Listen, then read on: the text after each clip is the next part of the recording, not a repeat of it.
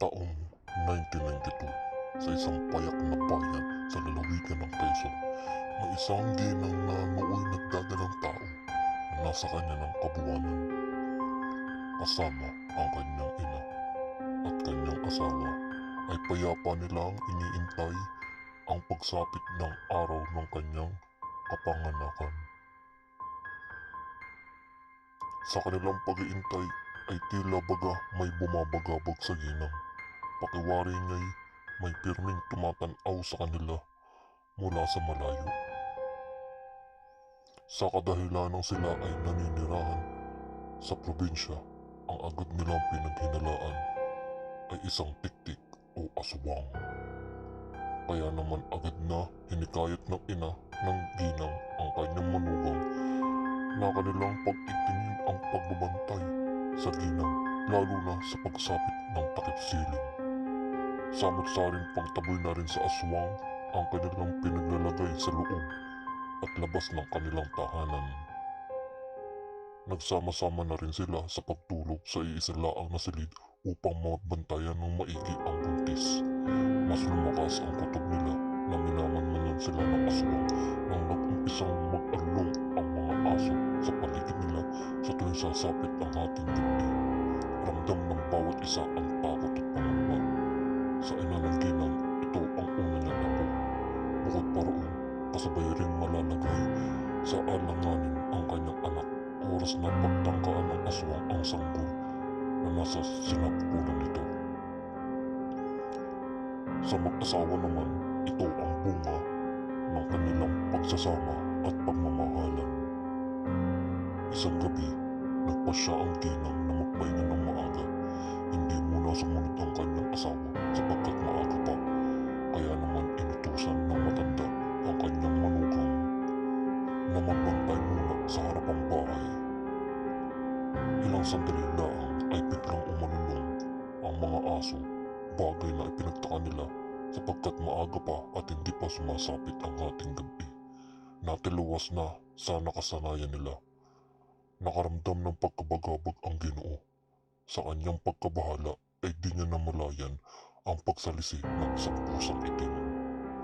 Agad itong tumungo sa silid kung saan namamahinga ang kanyang asawang buntis.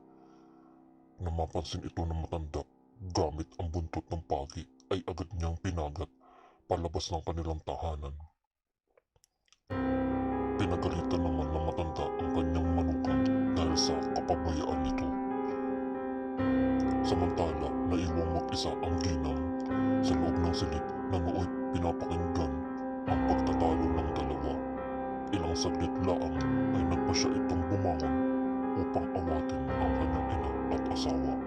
Nang siya ay lumingon sa gawin ng kanyang tiyan para makabuhilo, ng pagbangon ay meron siyang napansin. Sa kanyang tiyan ay may animoy parang sinulid, at nang tinangka niya itong tanggalin, ay bahagya siyang nahirapan dahil tila nakadikit na ito sa kanyang tiyan.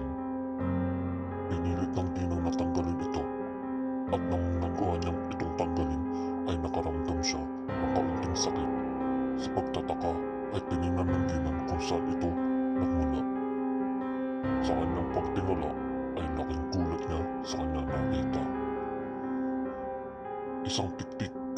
Naglilisik ang mga mata nito. Nagawa na palang wasakin ng aswang ang bubong ng kanilang bahay. At dahil walang kisame ay madaling nailawit ng tiktik ang dila nito sa ginang na buntis. Sa sobrang takot ay hindi niya na magawang sumigaw ng tulong. Nang magawa niyang makahayaw ay agad na humangos ang magbiyanan sa kinaroroonan ng buntis. Nandatnan nila ang ginang ay di na ito makausap. Nagawa nila ang ng ginang na ituro ang bubungan nila.